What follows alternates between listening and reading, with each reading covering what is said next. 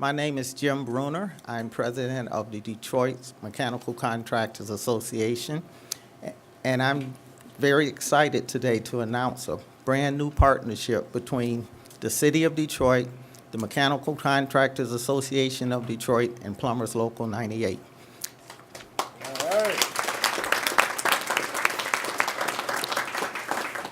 This partnership is an initiative to bring more Detroit residents into the building trades. We're not just offering jobs, but we're offering careers. Careers that will allow them to not just have a job in Detroit and work in Detroit, but they'll be working all over the state. I'm a product of of a program in the 70s that was similar to this initiative, and it has helped me to become the person that I am today. The apprenticeship will train the people to work, not, like I said, not just in Detroit, but they'll be able to cover the 5 counties that Plumbers Local 98 now covers, and not just the state of Michigan, but they'll have skills that they can take anywhere in the country. And so I would like to introduce to you this morning Adrienne Bennett.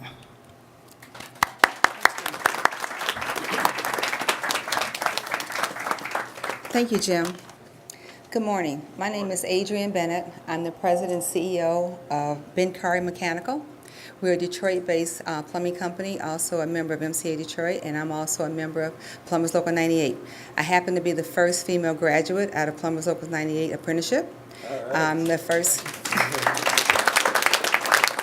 Thank you. The first licensed female master plumber in the country, and the only one currently in the state of Michigan.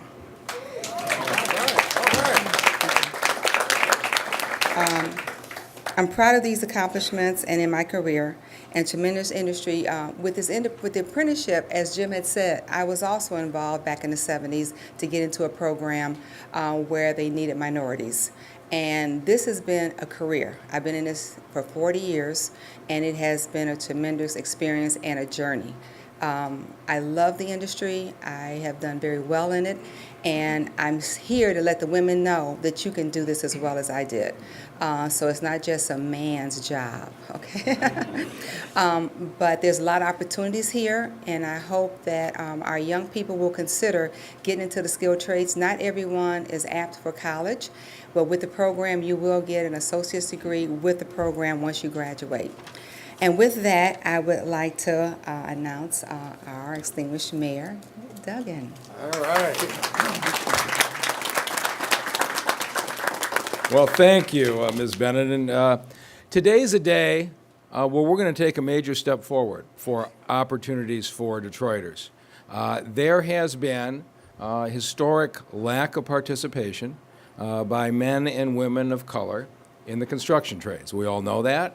And there have been efforts over the years to address it. Mayor Coleman Young put in the first executive order for projects in which there was significant city funding that there would be Detroit participation. And you just heard 2 of the speakers who have had great careers and are business owners themselves because of those opportunities. But over the years, between the decline in the economy when construction in Detroit started and really maybe a lack of enforcement on the part of the city, the executive orders hadn't really meant all that much.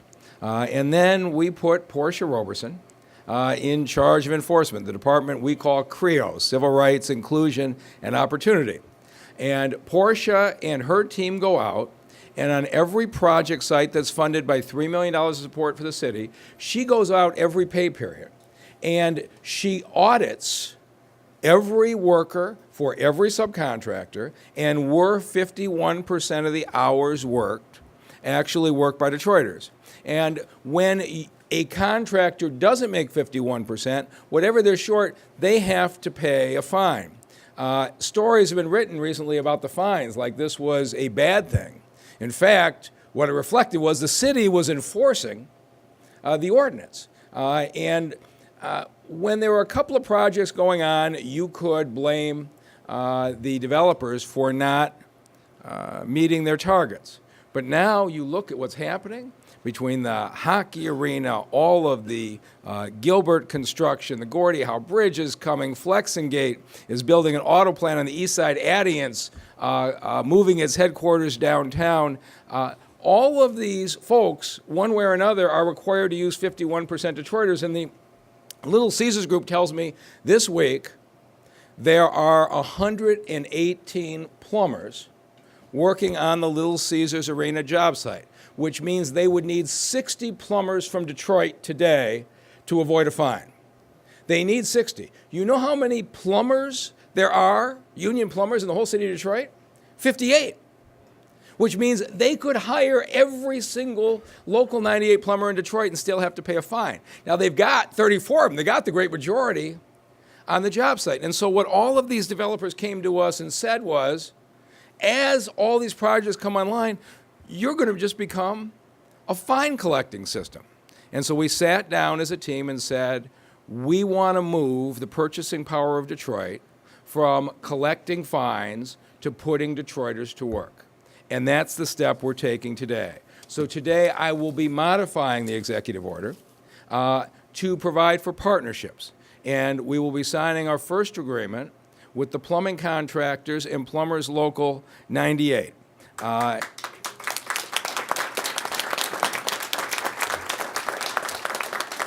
And I want to talk you through the details of how that's going to work, because I don't know anybody in the country that has tried it this way, and this is an experiment. And the plumbers and the plumbing contractors are the first trade that's agreed. But I want to start by thanking a number of people who helped get us here. Council President Brenda Jones has been running a skilled trades task force for years. She's brought these issues to light and put us in a position to do this, and will be actively involved in monitoring it. KB Stallworth, you're going to hear from shortly. From the first day I talked about running for mayor, he got out and supported me at a time I wasn't even on the ballot, was trying to figure out how to do a write-in.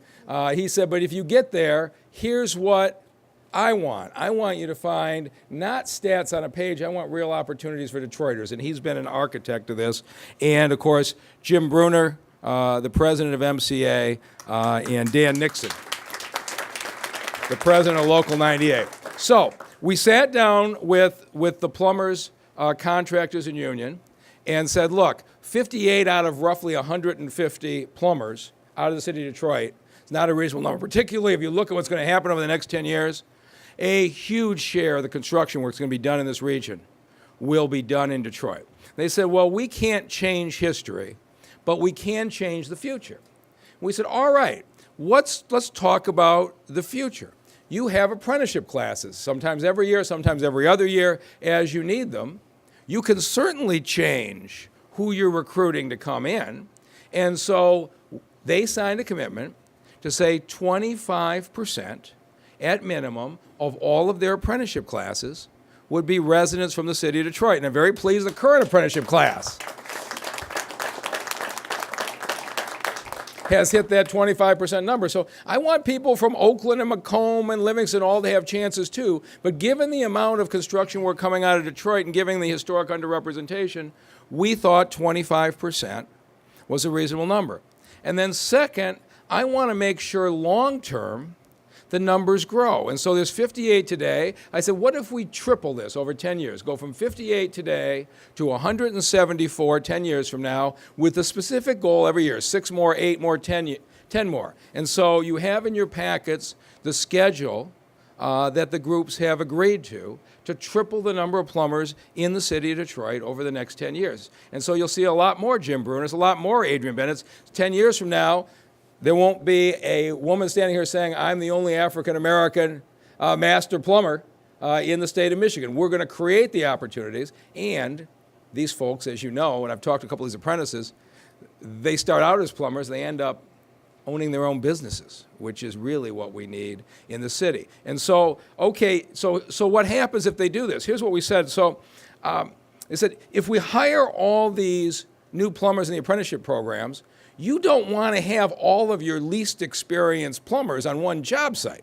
Okay, you want to say, hey, go build a hockey arena and take all the least experienced plumbers because they're from Detroit? That doesn't make any sense. We want to be able to move people to different sites. It's the best thing for their careers to get them trained.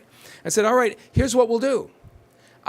if Local 98 and MCA has hit these targets, 25% of the apprentices are from Detroit, you're making your goal every year to triple, every plumbing subcontractor will be considered to have met the executive order. That means they won't have to pay any fines because your group as a whole is creating opportunities for Detroiters. So Mr. Bruner's going to know every time he bids on a project in the city of Detroit. Now, the other contractors and the other trades may still have to pay the 51%, have to pay the fines, but the plumbers will have been determined to be an inclusive organization.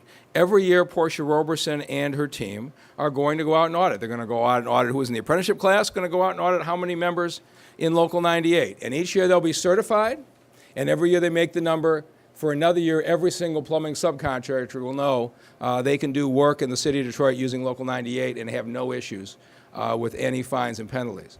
I am hoping that we see the other trades and the other contractors follow the lead of this. But it's hard to tell you, to overstate the importance of the leadership of the plumbing contractors and the plumbers union. They stepped out on this first. These were not easy conversations to have, but we had them honestly, and we reached a resolution. I'll be signing today the executive order changes that do two other things. The fines that we have been collecting historically, it hasn't been clear what we're going to do with them.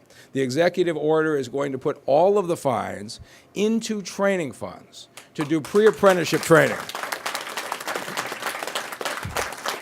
So we will go out and recruit people, young people, high school and after high school interested in the skilled trades. We'll start the pre-apprenticeship training so that when the plumbers union is going to look for apprentices, and hopefully the other unions too, we will have gotten them a head start because we as a city have a responsibility to help in the recruitment process. And hopefully everybody in this community will help in the recruitment process, because I don't know where we got the idea that making a really good living for your career at a skilled trades was not a good career choice. It is a great career choice. And the number of people I met who are renovating houses in the city and making a business on the side are doing so much good. So we're going to make it clear that all the money is going to job training fund. And then the third piece is this. These rules will also apply to contracts being let by the city of Detroit for roads and water and sewer, because one of the things the contractor said is, okay, it's great that you impose this 51% fine on us. What about the contracts the city of Detroit's letting? Shouldn't you apply the same rules to yourself? And when we looked at it, we've actually got a pretty good record.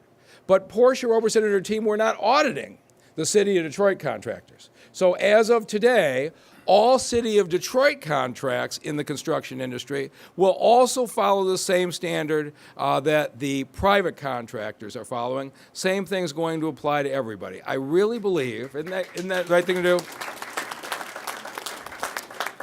We've got almost 11,000 more Detroiters working today than were working a year ago, and yet we still have the highest unemployment rate in the state of Michigan. And so we've got to put the people of the city of Detroit to work in good-paying jobs, and by using the comeback of the city of Detroit to make sure that all those big buildings go up, benefit the residents living in this community, is a really important goal. And so pleased to be here, and thank you for everybody who made it possible.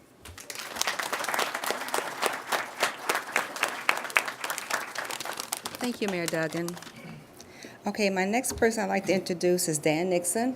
He's Plumbers Local 98's business manager. Dan? Thank you, Adrian. Good morning. I am Dan Nixon. I'm the business manager of Plumbers Local 98 and also the chairman of the Joint Apprenticeship Training Committee.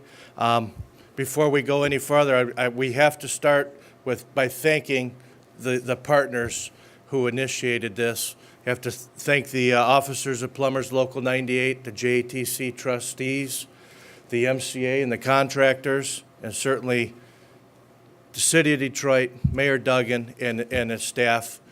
This initiative started long ago through many negotiations and many meetings, and I think it's going to be a viable plan that assures the City of Detroit that we are putting City of Detroit residents to work, and not just to work while work is going good down in the city of Detroit, This provides opportunity for the residents to go to work for a career in the plumbing field for 30 to 40 years. Through this apprenticeship program that they're entered in, it's a 5-year apprenticeship program, and they get the training and all of the skill set that they need in our apprenticeship program. And once they graduate, they do have the ability to work anywhere in the state of Michigan, throughout the country. And that is huge when times are slow. It's cyclical work in the construction field everywhere we go. So there's huge opportunities for them to work anywhere in the state of Michigan, not just Detroit. This agreement, like I said, is big for Plumbers Local 98, the MCA, and the Detroit City residents. Once they graduate the program, unlike going to college, they graduate with zero debt. Zero debt compared to a 4-year program at college is, a couple $100,000 in debt. So they have a lifelong career in the plumbing field, making good wages and fringes going forward. So that's a big commitment as well. Local 98 has taken heat for being at the forefront and trying to achieve this agreement. Hopefully the other trades will follow suit and provide opportunities to City of Detroit residents as well. So Mayor Duggan and staff, thank you once again. Thank you.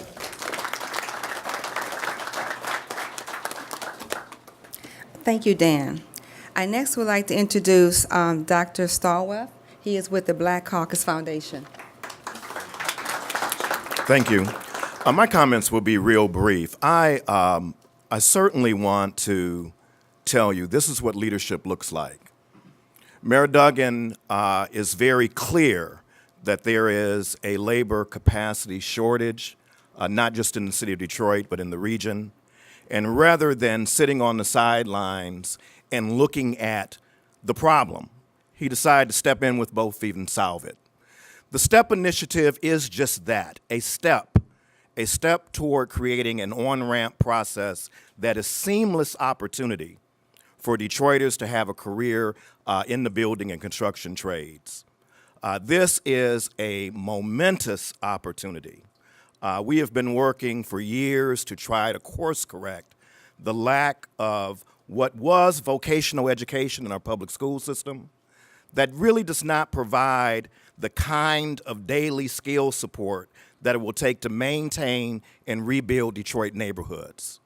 The mayor recognizes how the ecosystem that is associated with this opportunity is going to create a long-term career opportunity and a huge life quality opportunity for many Detroiters. I certainly want to acknowledge the leadership that Plumbers has taken to be the first to sign.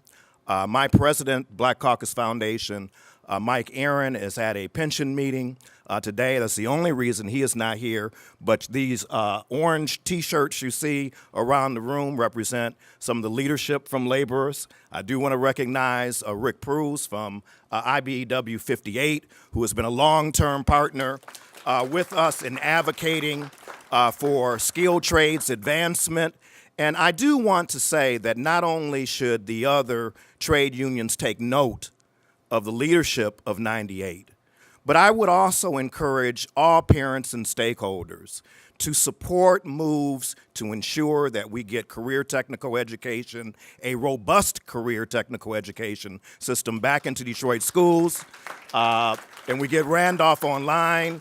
Jason Cole is here from the Minority Contractors Association. Frank Woods from the Coalition of Black Trade Unionists is here behind me. We're all in this together to rebuild this city. This discussion about two cities in the city of Detroit, there's one, but the neighborhoods need to be rebuilt. And the mayor understands that those jobs will come from Detroit residents that not only can work in Detroit, but throughout the region. Congratulations, Mr. Mayor, for all your fine work and for the team. And this is the first step. The STEP initiative is a very, very strong component of Bridges to Work. And I hope you all will share this news today. Thank you.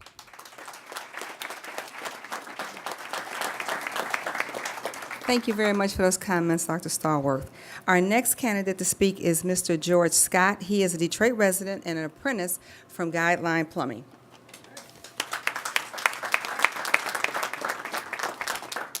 Good morning. As she mentioned, I'm George Scott. I'm currently a first-year apprentice in the plumbing program that Dan mentioned to, working down at Little Caesars Arena for Guideline Mechanical. And first, I would like to say I'm very excited to be here part of this agreement. Mayor Duggan, Mechanical Contractor Association stepping up, and I'm extremely proud to be part of the first union, Local 98, that stepped up to give Detroiters a good opportunity. So let's give them all a hand.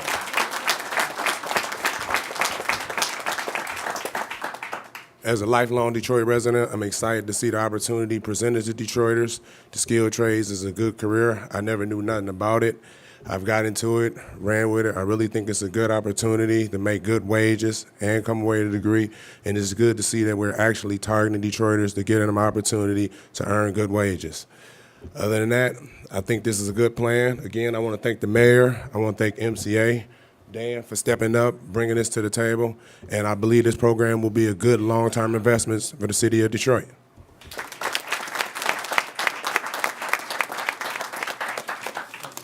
Thank you for those positive comments, Mr. Scott. Okay, next I'd like to introduce Ms. Portia Robinson. She is the Director of Human Rights, Inclusion, and Opportunity Department of the City of Detroit.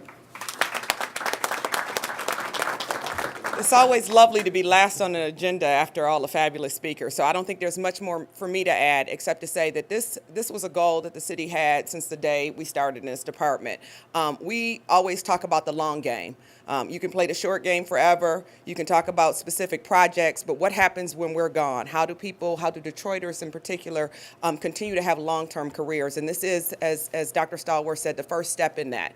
We look forward to other unions calling us up now to partner with us on this, but we thank and appreciate the Local 98 and the plumbers for doing this initially.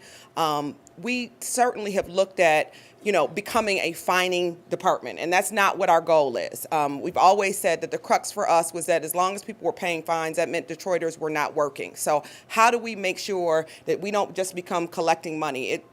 Sometimes they make it a good headline, but the truth of the matter is we want Detroiters working, and this is part of doing that. So I just want to thank everybody who's come together to do that. I particularly want to thank my staff because, as you've heard Mayor Duggan say, we're going to have a lot of work to do in the next couple of years. And so we appreciate it, but we think that we want to make very certain that Detroiters know about these opportunities, reach out to us, and make sure they get involved in all the development that is happening and will continue to happen in the city of Detroit. So thank you.